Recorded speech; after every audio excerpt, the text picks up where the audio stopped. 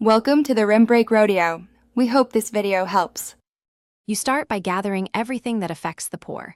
Exact gold carat and grams, a suitable crucible, and the mold. Heat control matters. Set a preheated furnace or torch to reach gold's melting point plus margin. Once done, position the mold on fire brick and secure the sprue channel. This ensures metal flow and venting. Wear gloves and face protection because molten gold reacts instantly on contact. Make sure to prepare flux and a dipping pick for oxide removal before you light the torch. You bring the crucible to temperature gradually, watch for a clear molten surface, then add flux to coalesce impurities. This reduces dross and improves flow.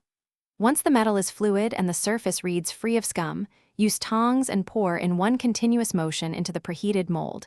Hesitation traps air.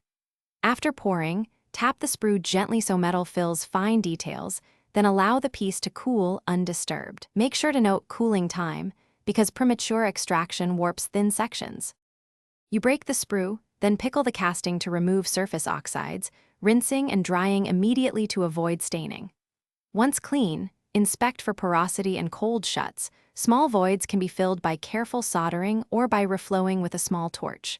File and sand from coarse to fine grits, then polish to the desired shine. Anneal between heavy forming steps to relieve stress. If the ring misfits, remeasure and adjust sizing. Troubleshooting tip: if porosity appears throughout, check mold temperature.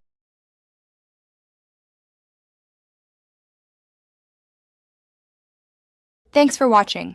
Consider subscribing if we helped you.